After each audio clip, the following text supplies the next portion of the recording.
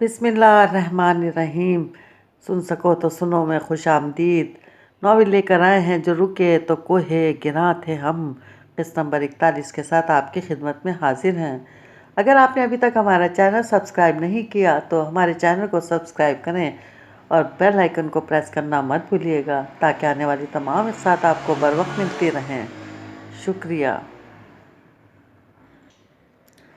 ماہ نور، کیا تمہیں معلوم ہے کہ سعد کہاں ہے؟ میں نے ایک ضروری کام سے اسے کال کرنے کی کوشش کی، لیکن یا تو اس نے نمبر بدل لیا ہے یا پھر نہ جانے کیا بات ہے کہ اس کے نمبر پر کال نہیں ہو رہی، نمبر مسلسل بند جا رہا ہے۔ ختیجہ خالہ۔ ماہ نور نے اپنے سیل فون پر ختیجہ خالہ کا پیغام پڑھا اور سٹپٹا گئی۔ سردار چاچا، کھاری، ختیجہ خالہ، تین مختلف نوعیت کے لوگ گزرے کل سے اب تک سعد کے متعلق سے سوال کر رہے تھے، جن میں سے دو کو سعد سے ضروری بات کرنی تھی اور ضروری کام بھی تھا۔ یہ کیا ہو رہا ہے؟ اس نے بارہا خود سے سوال کیا اور ایک بار پھر سعد کے نمبر پر کال کی۔ حسب توقع نمبر بند تھا۔ کیا یہ ضرور تھا کہ تمہیں ہر تھوڑے عرصے بعد میرے لیے سراب بن جانا تھا؟ تم غائب اور میں تمہاری تلاش میں سرگرداں۔ ایک صحرا ہے جس میں سراب کبھی آپ محسوس ہوتا ہے اور کبھی دوبارہ سے سراب میں بدل جاتا ہے، اور ایک میں ہوں کہ دل پر قابو رکھ کر اس صحرا میں ہاتھ پاؤں مارتی بھٹک رہی ہوں۔ اس نے اپنے آنسو ہاتھ کی پشت سے صاف کیے اور اپنے بیگ میں ساتھ لائے کپڑے ترتیب سے رکھنے لگی۔ اسے 2 دن بری طرح یاد آ رہے تھے جب وہ اسلام آباد سے لاہور واپس جانے کے بعد اسی طرح سعد کا نمبر بند ملتا تھا اور اس کو کال کر کے ایک مخصوص جواب سننے تک تھکتی تھی۔ اس نے ایک بار پھر سعد کے نمبر پر کال کی اور مایوس ہوتے ہوئے بے دھیانی میں اپنے روابط میں محفوظ ناموں کی لسٹ دیکھنے لگی۔ چیٹر باکس میں ایس سے شروع ہونے والے ناموں میں چچا سردار کے علاوہ صرف یہ نام ہی محفوظ تھا۔ چیٹر باکس اس نے زیر لب یہ نام دہرایا۔ ابراہیم۔ اس کے ذہن میں جھماکا ہوا۔ اگلے لمحے وہ اس نمبر پر کال کر رہی تھی۔ ہیلو ابراہیم، یہ میں ہوں ماہ نور، تمہیں یاد ہوں کہ کیا میں؟ دوسری طرف سے کال موصول کیے جانے کے بعد اس نے بغیر تمہید کے کہنا شروع کیا۔ اوہ ماہ نور۔ دوسری جانب سے بھی بغیر کسی تعجب کے اظہار کے جواب دیا گیا۔ ماہ نور، کیا تمہیں کچھ اندازہ ہے کہ سعد کہاں ہے اس وقت؟ وہ جس سوال کا جواب پانے کے لیے رابطہ کر رہی تھی وہ سوال خود اس کے سامنے لا کھڑا کر دیا گیا تھا۔ کیا تمہیں بھی معلوم نہیں کہ سعد کہاں ہے؟ اس کا آس نراش کی کیفیت میں مبتلا دل بہت اندر کہیں ڈوب گیا۔ نہیں، اور میں اس کے بارے میں خاصا پریشان ہوں۔ وہ شاید اسلام آباد واپس گیا تھا، ماہ نور نے اٹک اٹک کر کہا۔ اسلام آباد؟ دوسری طرف سے کہا گیا۔ اسلام آباد بہت بڑا شہر نہیں ہے ماہ نور، ہم اسے ہر طرف ہر جگہ تلاش کر چکے ہیں۔ ابراہیم پلیز۔ ماہ نور کی آواز شدت غم سے لرزنے لگی۔ پلیز، جیسے ہی اس کا کچھ پتہ چلے مجھے فوراً بتانا پلیز، میرا نمبر محفوظ کر لو پلیز پلیز۔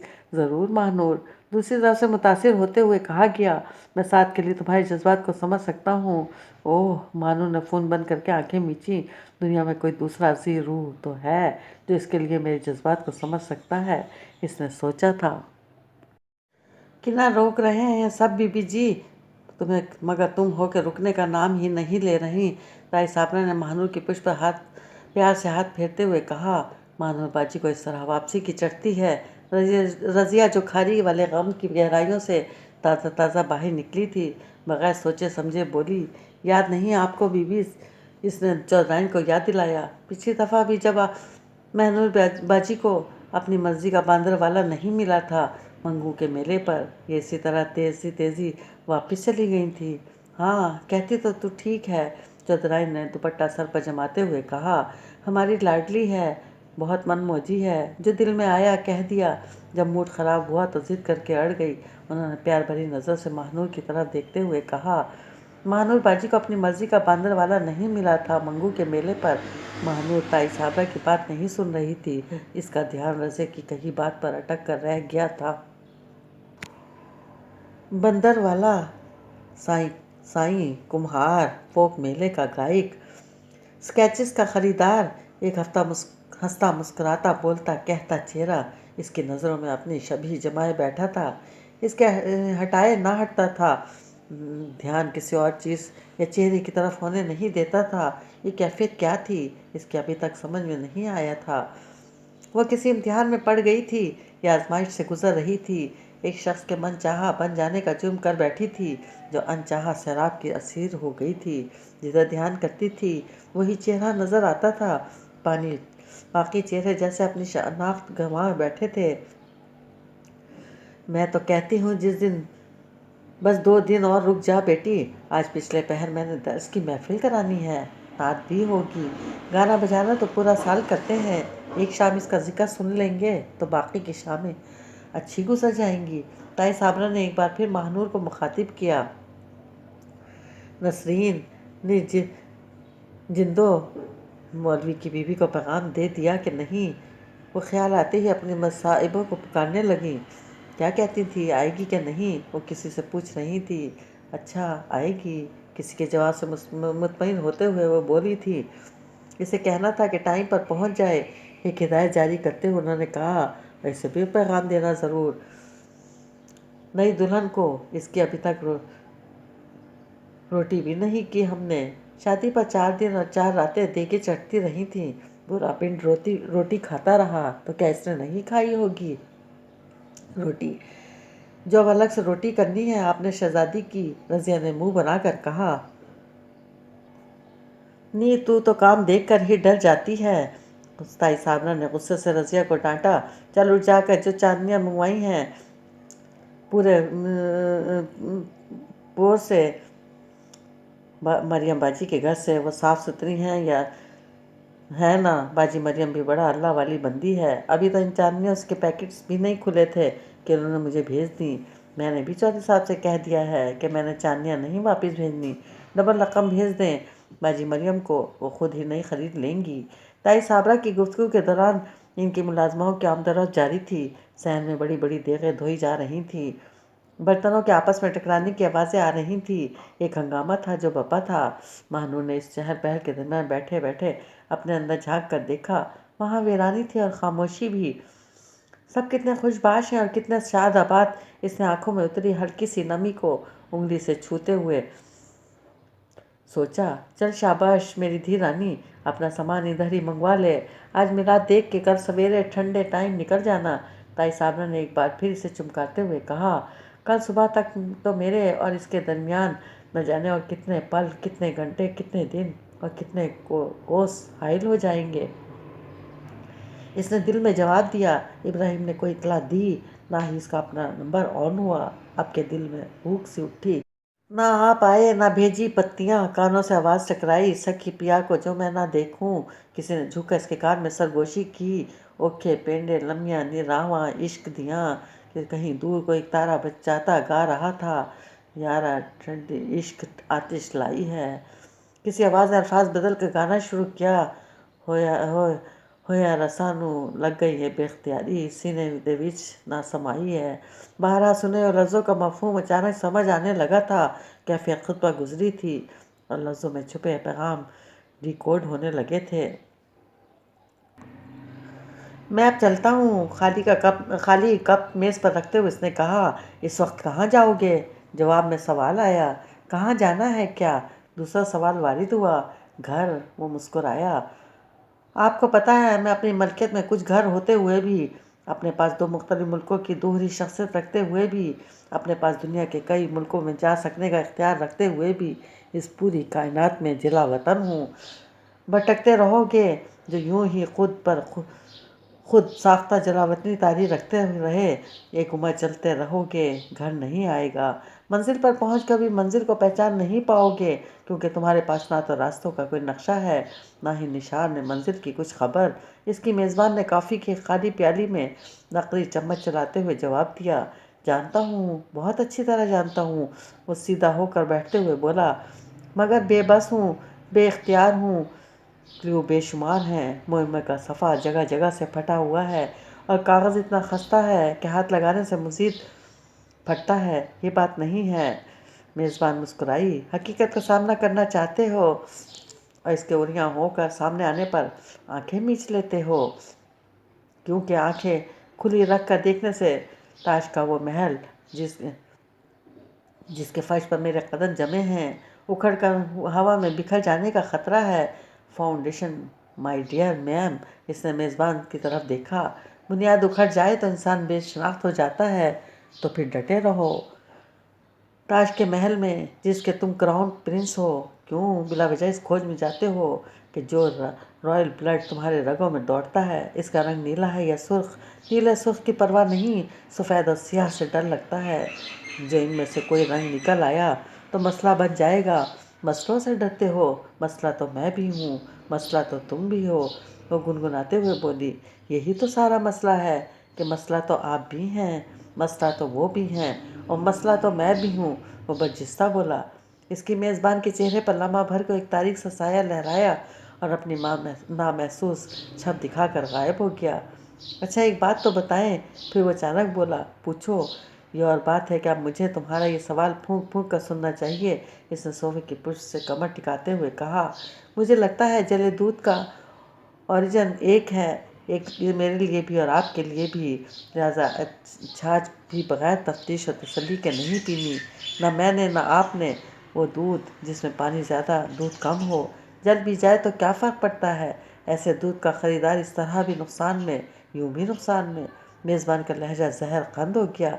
यही तो आपकी गलत फहमी है, और इस गलत फहमी का शिकार लोग बड़ी बड़ी गलतियाँ कर जाते हैं, अपनी ज़िंदगी का सबसे बड़ा नुकसान भी कर डालते हैं।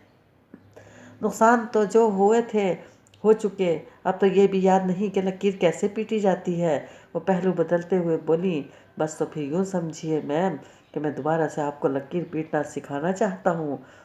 वो मुस्कुरा कर बोला, क्या फ़ायदा, सांप तो कभी का निकल चुका, सपोरिया पीछे छोड़ गया।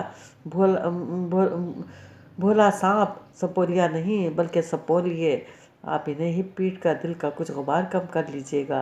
रहने दो, वो जो एक कैफियत होती है ना जिसका नाम है बेहिसी, वो दिल और जान से मेरे यहाँ बसेरा कर चुकी है।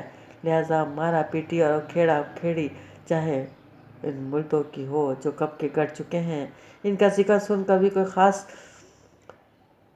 दीवाना दिल में नहीं उठता। आपकी ये बेहिसी सांप के लिए नेमत साबित हो सकती है। वो अपना फन उठाए मज़ीद अकड़ कर चलता होगा। आप जैसे लोग जो ना सांप का फन के चलने के काबिल हैं, ना ही लकीर पीटने के, अब के वो ऊंची आवाज़ में बोला, जाने दो, इस तरह की गुफ्तगू भी लकीर पीटने ही के मुतरादिफ है। तुम्हें कुछ पूछना था, क्या वो नहीं पूछोगे? हाँ वो लंबा सांस लेने के बाद बोला, क्या आप मुझे अपना वो स्टूडियो एक मरतबा फिर देखने की इजाज़त दे सकती हैं जो पहले मैंने देख रखा है? क्या करोगे दोबारा देखकर? वहाँ क्या रखा है देखने को? वो थोड़े तौक़ुफ़ के बाद बोली, आप इस स्टूडियो के बारे में खासी बेनियाज हैं, जबकि मेरा ये मामला है कि एक बार देखा है, दोबारा बल्कि बार बार देखने की हवीस है वाली सूरत हाल है। अच्छा रुको, मैं आती हूँ। वो उठकर साथ वाले कमरे में चली गई। ये इसकी चाबी है। थोड़ी देर बाद वापस आकर इस एक प्याली की तरफ बढ़ा एक चाबी इसकी तरफ बढ़ाई। रास्ते से तुम वाकिफ़ हो, खुद ही चले जाओ, देखते रहो जब तक देखना चाहते हो। आप नहीं चलेंगी मेरे साथ? सार ने इनके हथेली से पर रखी चाबी पर नज़र डालते हुए कहा। नहीं, इनके लहजे में कतियत थी। ठीक है। इसने हथेली पर धरी चाबी उठाई और पाँव में चप्पल पहनकर खड़ा हो गया। मैं आपकी इजाज़त से जा रहा हूँ वहाँ, है ना? हाँ बिल्कुल, मेज़बान ने जवाब दिया।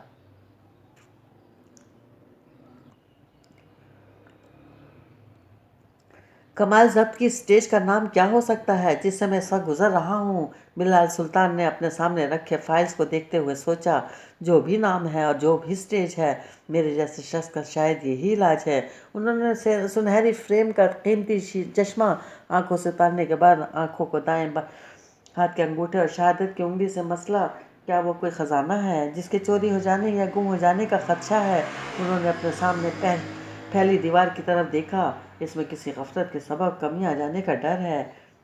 शायद ऐसा कुछ भी नहीं है, उन्होंने खुद ही फैसला देते हुए सोचा। हकीकत सिर्फ इतनी है कि इस पूरी दुनिया में शायद वही है जिससे मैंने सही मायनों में दिल लगाया है।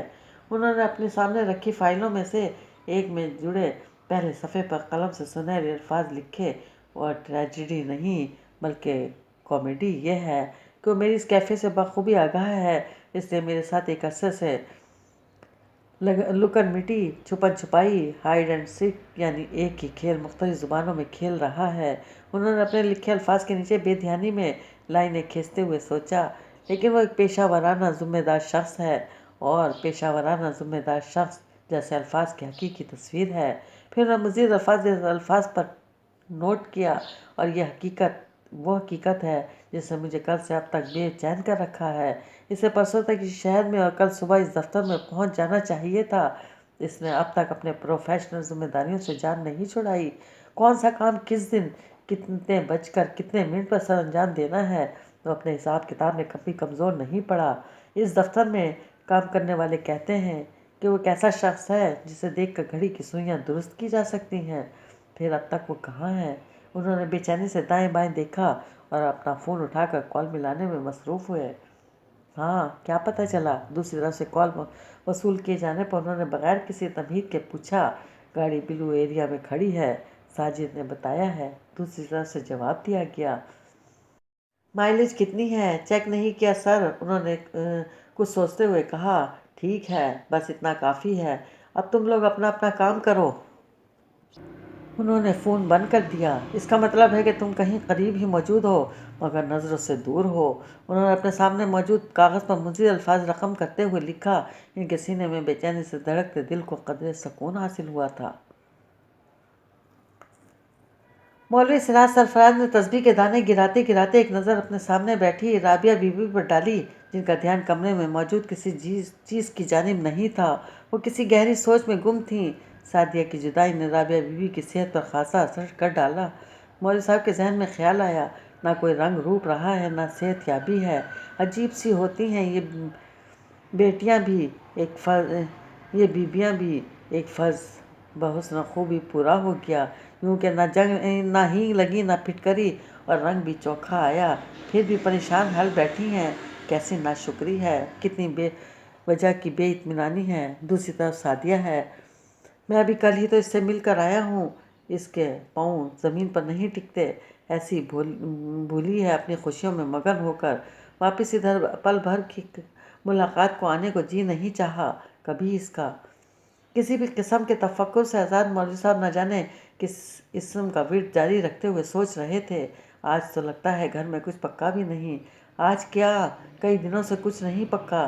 جس روز سے فارم ہاؤس سے واپسی ہوئی ہے، گھی میں ملی شکر یا پھر دہی کے ساتھ ہی روٹی کھانے کو ملتی ہے۔ بہت ہوا تو وہی دہی میں پودینہ پیس کر ڈال دیا۔ سعدیہ نے تو چند ہی دن کھانا بنایا تھا، ورنہ رابعہ بی بی ہی کھانا بناتی تھیں۔ سادگی اور غنا کی قائل تو سدا سے تھیں، مگر ایسا فقیرانہ انداز پہلے کبھی نہ تھا۔ بھلا ہو قائم دین کا، جو کہتا ہے مولوی صاحب پیشی اور دیگر کے ظہر اور عصر کے درمیان وقفے میں صرف کھانا کھانے کے لیے گھر جانے کی ضرورت نہیں۔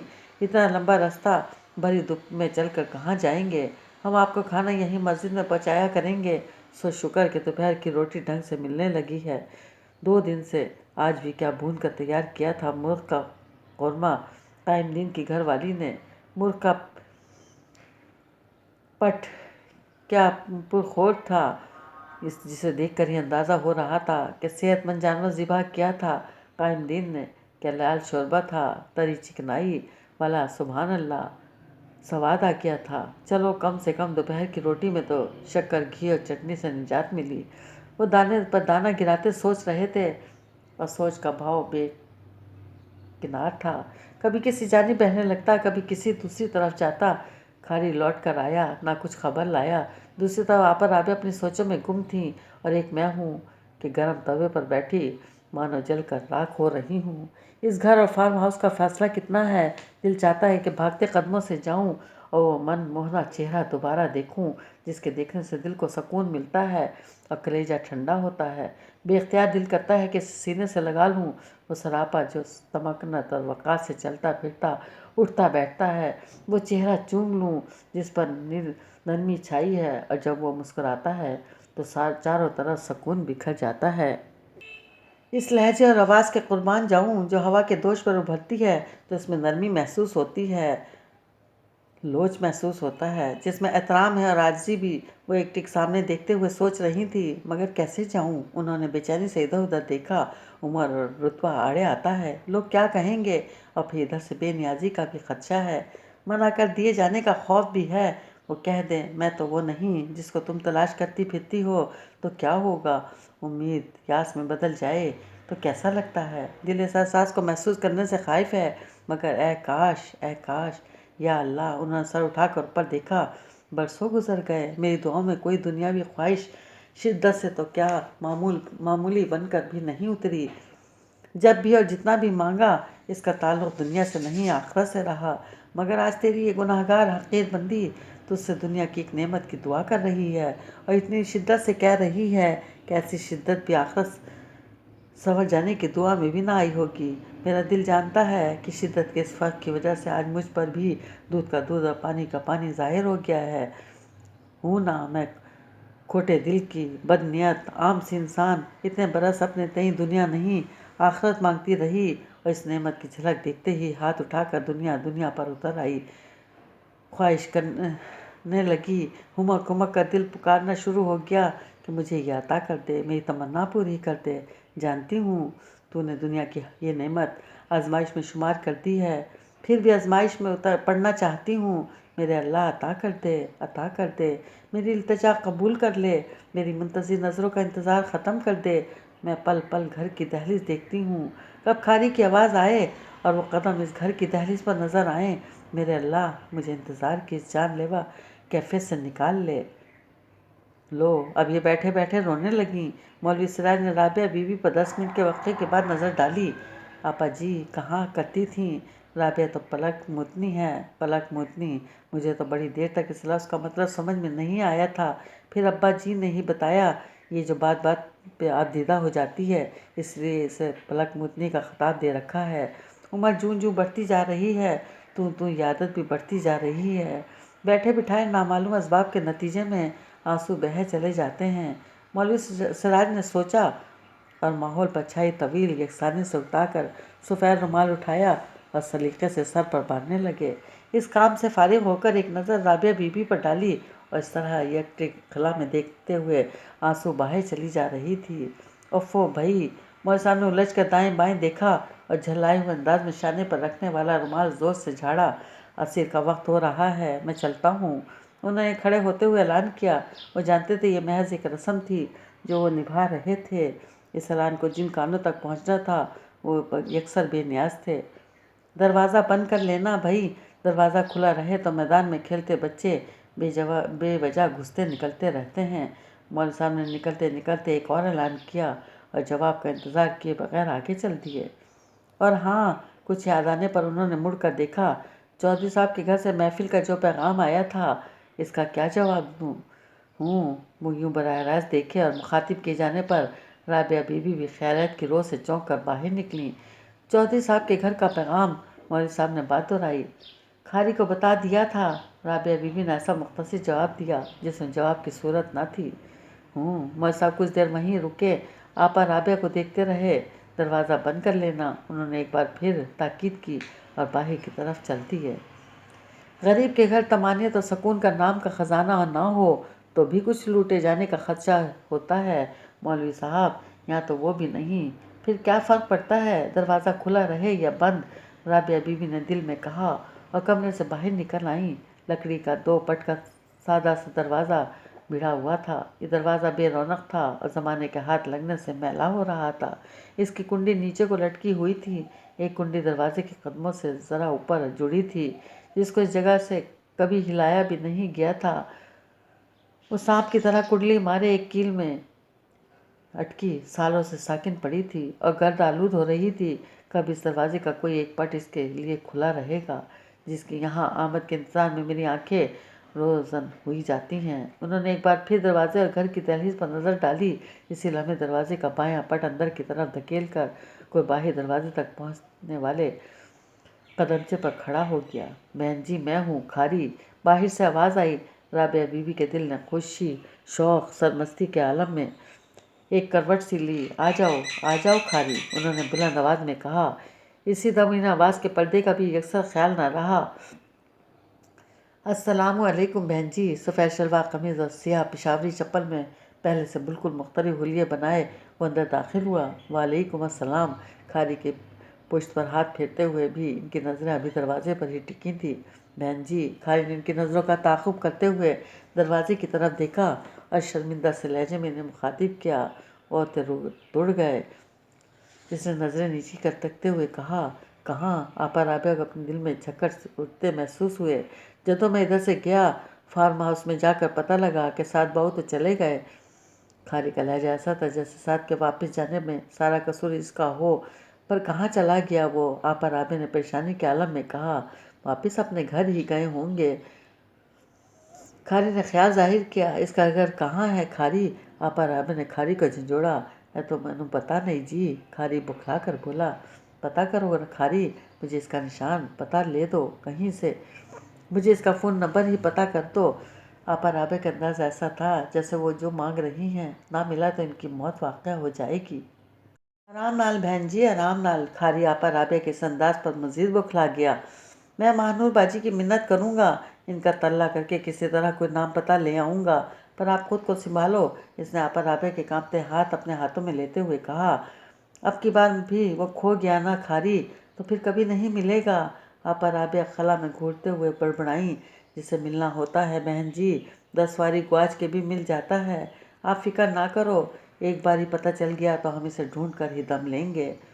मैं सोच रही थी बस आंखों की सुइयां बाकी हैं खारी, मगर ये मेरी खाम ख्याली थी। इंतज़ार की सुइयां जा बजा टिकी हैं, ना कोई इन्हें निकालने वाला नहीं। आपा राबिया ने बदस्तूर खला में घूरते हुए कहा, मैं हूँ बहन जी। खारी ने फ़ौरन जवाब दिया, आप देखोगे बहन जी। खारी का इस दुनिया में अपना तो कुछ नहीं बनना, मगर आपका कुछ ज़रूर संवार के जाएगा। ऐसी बातें नहीं करते खारी। आपा राबिया को जैसे एकदम होश आया, वो अपनी धुन में इस लड़के को भी कैसा जज्बाती कर रही थी।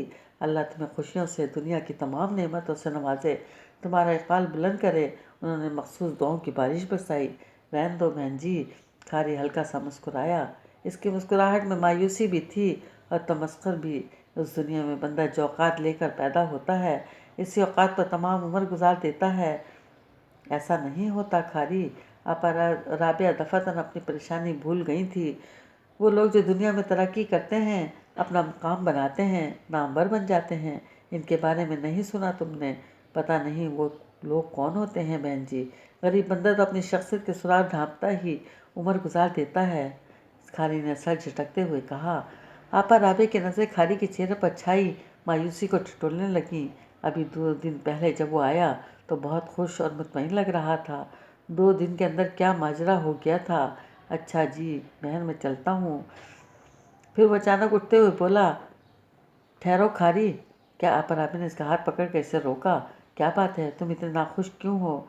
नाखुश क्या होता है जी? खारी ने आपा राबिया की तरफ देखा, यानी तुम खुश नहीं लग रहे हो। उन्होंने इस बात को दूसरे अल्फाज में कहा, खुश? खारी ने सर झटक कर कहा, छड्डो बहन जी, खुशी की बात ना करो। इसका मतलब है तुम खुश नहीं हो। आपा राबिया ने सर हिलाते हुए कहा, सादिया ने कुछ कह दिया है क्या? उन्होंने सर उठाकर सवाल किया। जवाब में खारी ने इनकी तरफ देखकर एक बार आंखें बंद की और दोबारा खोलकर इनकी तरफ देखने लगा। सादिया वाला काम मेरी औकात से बड़ा है। क्या मतलब? आपा राबिया ने हैरत से पूछा। तुम दोनों तो एक दूसरे के साथ बहुत खुश थे। मेरे जैसे आजिज़ी पसंद बंदे को गलत फहमी बहुत जल्दी हो जाती है बहन जी। खारी ने चेहरा दूसरी तरफ फेरते हुए कहा। ओह, क्या राबिया ने कि आपा राबिया ने जैसे कुछ भांप लिया। क्या किया है सादिया ने? इसने कुछ नहीं किया बहन जी, मेरे मुकद्दर की बात है। वो कोई भी वजाहत दिए बगैर बोला, मैं अब चलता हूँ। मानूर बाजी बड़ी बीबी के घर आई हुई हैं, मैं जाकर इनका तरला करता हूँ। क्या पता वो बहुत साथ का नंबर या पता दे दें। इसने कहा और हाथ छुड़ाकर आबे रबे की तरफ देखे बगैर चल दिया। एक के बाद एक आजमाइश, एक नहीं कई कई आजमाइशें।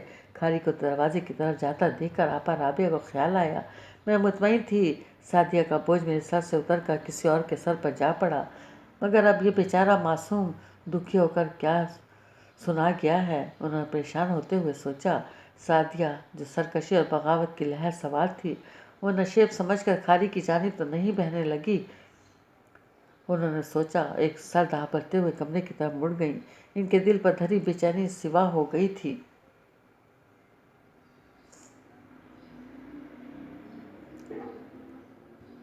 وہ اس چھوٹے سے پارک میں موجود بچوں کا دل بہلانے کے لیے پچھلے 1.5 گھنٹے سے اچھل کود میں مصروف تھا۔ پارک میں موجود بچوں کی تعداد کم تھی۔ ریسٹورینٹ میں لنچ کے لیے آنے والے زیادہ تر بچوں میں دفتری اوقات کار میں کھانے کے وقفے کے دوران آنے والے باقاعدہ کسٹمر تھے۔ بچوں کے ساتھ تفریح کے لیے نکلنے والے شام ڈھلے گھر سے نکلتے تھے اور شام ڈھلے سے رات گئی اس ریسٹورینٹ اور پارک میں بہت رونق رہتی تھی۔ زیادہ تر بچے پارک کے شمالی کونے میں بنے چھوٹے سے سوئمنگ پول کے لیے یہاں آنے کی ضد کرتے تھے۔ پول کے ساتھ ہی ریسٹورینٹ کی انتظامیہ نے چھوٹا سا چڑیا گھر بھی بنا رکھا تھا، جس میں مختلف نسلوں کے خوشنما طوطے، چڑیاں، مور، بندر اور خرگوش وغیرہ بچوں کی دلچسپی کا باعث بنتے تھے۔ پارک میں مختلف طرح کے جھولے بھی لگے تھے۔ بچوں کے والدین بچوں کو پارک میں چھوڑ کر خود بے فکری سے ریسٹورینٹ میں بیٹھ سکتے تھے۔ بچوں کے لیے جھولوں، پول اور چڑیا گھر کے علاوہ جیتا جاگتا بھاگتا دوڑتا خرگوش سب سے بڑی دلچسپی کا باعث تھا، جو ان سے انہی کی زبان میں باتیں کرتا تھا، ان کے پسندیدہ میوزک پر ان کے ساتھ ناچتا تھا اور مختلف کرتب بھی دکھاتا تھا۔ اس پارک کا یہ خرگوش یہاں آنے والے بچوں کا پکا دوست تھا۔ اکثر بچے اپنے ماں باپ سے رو رو کر یہ ضد بھی کیا کرتے تھے کہ انہیں خرگوش کو اپنے ساتھ گھر لے جانا تھا۔ لوگ مذاق مذاق میں خود اس سے اور ریسٹورینٹ انتظامیہ سے اس کی قیمت پوچھتے۔ اس کا اپنا جواب ہوتا، وہ بے مول تھا، لہٰذا اس کی خواہش کرنا حماقت تھی، جبکہ ریسٹورینٹ انتظامیہ کے لیے وہ قیمتی اور انمول تھا، جس کی وجہ سے سال کی تمام شاموں میں ان کا ریسٹورینٹ اور اوپن ایریا بیکیو سائڈ کا گاہکوں سے بھر جاتی تھی۔ وہ ریسٹورینٹ بچوں والی فیملی کی پہلی ترجیح بن چکا تھا۔ اس شام بھی وہ اپنی مخصوص اچھل کود ناچ گانے میں مصروف تھا۔ ہلکی گلابی رنگ کی فراک پہنے، بالوں میں گلابی پونی اٹکائے، پاؤں میں گلابی سفید جوگرز پہنے وہ چھوٹی سی بچی اس شام پارک میں آنے والی پہلی بچی تھی۔ وہ جب سے آئی تھی خرگوش کے ساتھ کھیل کود میں مشغول تھی۔ You are my dear big bunnies, تم میرے پیارے بگ بنیز ہو، اس نے اسے آتے ہی کہا اور اس کی ٹانگوں سے چمٹ گئی۔ تم گاجریں کھاتے ہو یا نہیں؟ اس کے ماں باپ اسے اپنے ساتھ لے جانے کی کوشش میں ہار کر اندر ریسٹورینٹ میں چلے گئے تھے۔ وہ ان سے پوچھنے لگی، تمہارے لمبے لمبے کانوں میں آواز زیادہ آتی ہوگی، ہے نا؟ تمہارے دانت جو باہر کو نکلے ہوئے ہیں، ان کی مدد سے کیا تم چھوٹے بچوں کو کھاتے ہو؟ تمہارا گھر کہاں ہے؟ کیا تم اسی پارک میں کسی جگہ سوراخ کر کے زمین کے نیچے اپنا گھر بنا رکھا ہے؟ تم سوتے کدھر ہو؟ تمہاری تو ٹانگیں اتنی لمبی ہیں کہ کسی بیڈ پر پوری ہی نہ آؤ کبھی، وہ مسلسل سوال کر رہی تھی اور ایک جھولے سے اتر کر دوسرے جھولے پر چڑھ رہی تھی۔ اس نے اس بچی کے تمام سوالوں کے جواب دینے کی کوشش کی تھی، اس کے ساتھ کھیلتا بھی رہا تھا، مگر جیسے ہی وہ اس کے پاس سے ہٹ کر دوسرے بچوں کی طرف متوجہ ہوتا، وہ رونے اور چیخنے لگ جاتی۔ تم میرے بگس بنی ہو، تم صرف میرے دوست ہو، وہ چلا چلا کر کہتی اور بلند آواز میں رونے لگتی۔ مجبوراً اسے واپس اس کے قریب آ کر کھڑے ہونا پڑتا۔ کیا اس لڑکی نے تمہیں خرید لیا ہے؟ باقاعدہ آنے والے بچوں میں سے ایک دو نے اس کا مذاق اڑاتے ہوئے کہا۔ اس نے کسی دوسرے بچے کے سوال کا جواب نہیں دیا تھا۔ اس گلابی بچی میں کچھ ایسی بات ضرور تھی جو وہ اس کی ضدوں سے تنگ آنے کے باوجود اس کی ہر ضد پوری کیے جا رہا تھا۔ رات 9:30 اور 10 بجے کے قریب بچی کے ماں باپ جب اسے پارک کے خرگوش سے واپس لینے کے لیے آئے تو انہوں نے دیکھا خرگوش نے بچی کو اٹھا کر اس کا سر اپنے کندھے سے لگا رکھا تھا اور اس کے شانے پر سر رکھے مزے سے سو رہی تھی۔ کم آن پری، گھر چل کر سوتے ہیں، اٹھ جاؤ شاباش، اس کی ماں نے اسے جگاتے ہوئے کہا تھا۔ پری ڈارلنگ، چلو گھر چلتے ہیں جانو، باپ نے نرمی احتیاط سے اسے پارک کے خرگوش کی گود سے اپنی باہوں میں منتقل کرتے ہوئے کہا۔ پری خرگوش زیر لب مسکرایا۔ صاحب، اس کو روزانہ لے کر آنا، یہ بہت سویٹ ہے، اس نے بے اختیار کہا۔ بچی کے ماں باپ اپنی بچی کے لیے اس توصیفی جملے پر مسکرا دیے۔ ضرور، باپ نے سر ہلایا اور جیب سے 100 روپے کے 2 نوٹ نکال کے اسے پکڑا دیے۔ یہ تو پری ہے صاحب، اس سے میں پیسے کیسے لے سکتا ہوں؟ وہ بے اختیار بولا۔ مگر وہ رکھ لو شاباش کہتے وہاں سے چلے گئے۔ پریوں سے لیتے نہیں، پریوں کو تو دیتے ہیں صاحب، ہاتھ میں پکڑے نوٹ کو دیکھتے ہوئے زیر لب بڑبڑایا۔